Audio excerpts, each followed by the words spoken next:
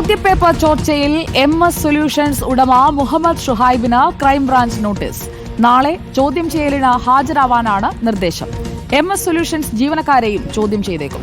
സ്ഥാപനം ഉടമ മുഹമ്മദ് ഷുഹൈബ് ഒളിവിൽ പോയ പശ്ചാത്തലത്തിലാണ് ക്രൈംബ്രാഞ്ചിന്റെ നീക്കം.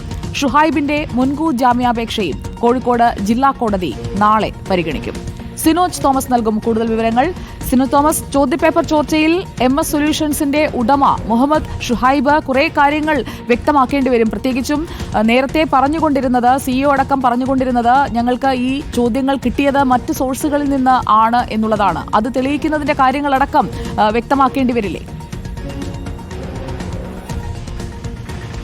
സുജയപാർവതി, തീർച്ചയായും അങ്ങനെയാണ്. ഈ സ്ഥാപനത്തിന്റെ CEO തന്നെയാണ് മുഹമ്മദ് ഷുഹൈബ് എന്ന് പറയുന്ന കൊടുവള്ളി സ്വദേശി. ഈ അന്വേഷണവുമായി സഹകരിക്കുമെന്ന് ഷുഹൈബ് പലതവണ ആവർത്തിച്ചതാണ്. പക്ഷേ ഈ അന്വേഷണ സംഘം വീട്ടിലെത്തി നോട്ടീസ് നൽകാൻ ശ്രമിച്ച സമയത്ത് ഷുഹൈബ് വീട്ടിലുണ്ടായിരുന്നില്ല. അങ്ങനെ പിതാവിനാണ് നോട്ടീസ് നൽകിയിരിക്കുന്നത്. നാളെ 11 മണിക്ക് ഹാജരാകാനാണ് നിർദ്ദേശം നൽകിയിരിക്കുന്നത്. ഷുഹൈബ് ഒളിവിലാണോന്ന് സംശയം അന്വേഷണ സംഘത്തിനുണ്ട്. അതുകൊണ്ട് തന്നെ നാളെ ഒരു പക്ഷേ ചോദ്യം ചെയ്യലിന് ഹാജരായില്ലെങ്കിൽ തിരച്ചിൽ നോട്ടീസ് ഇറക്കാനുള്ള തീരുമാനം കൂടിയുണ്ട്.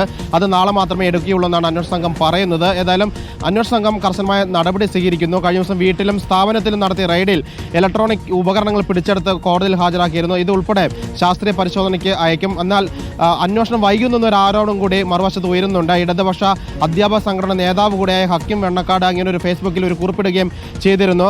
ഒരാഴ്ച കഴിഞ്ഞിട്ടും വിദ്യാഭ്യാസ വകുപ്പ് പോലും ഈ ചോദ്യപേപ്പർ ചോർന്നെന്ന് പറഞ്ഞിട്ട് പോലും അന്വേഷണം വൈകുകയാണ്. അത് കൊടുവള്ളി കേന്ദ്രീകരിച്ചുള്ള MS സൊല്യൂഷനിൽ പങ്കാളിത്തമുള്ള പണച്ചാക്കുകളാണ് ഈ അന്വേഷണം വൈകിപ്പിക്കുന്ന ഒരു ആരോപണമാണ് ഈ ഇടതുപക്ഷ അധ്യാപക സംഘടന നേതാവ് ഉയർത്തിയിരിക്കുന്നത്. അതുകൊണ്ട് തന്നെ മുൻകൂർ ജാമ്യത്തിന് പോയി, നാളെയാണ് മുൻകൂർ ജാമ്യാപേക്ഷ പരിഗണിക്കുന്നത്. അങ്ങനെ ജാമ്യത്തിന് പോയി ഒരുപക്ഷെ ജാമ്യം കോടതിയെ അനുവദിച്ചാൽ അത് സർക്കാരിനും പാർട്ടിക്കും ക്ഷീണമാകും. അതുകൊണ്ട് തന്നെ അന്വേഷണം വേഗത്തിൽ പൂർത്തീകരിച്ച് ഈ വീഡിയോ ചിത്രീകരിച്ച മറ്റ് അധ്യാപകരെ കൂടി ചോദ്യം ചെയ്ത് പ്രതികളെ അറസ്റ്റ് ചെയ്യണമെന്നാണ് ഇടതുപക്ഷം പോലും ആവശ്യപ്പെടുന്നത്. സുജയ, ശരി. സിനോജ് തോമസ് ആണ് വിവരങ്ങൾ നൽകിയത്.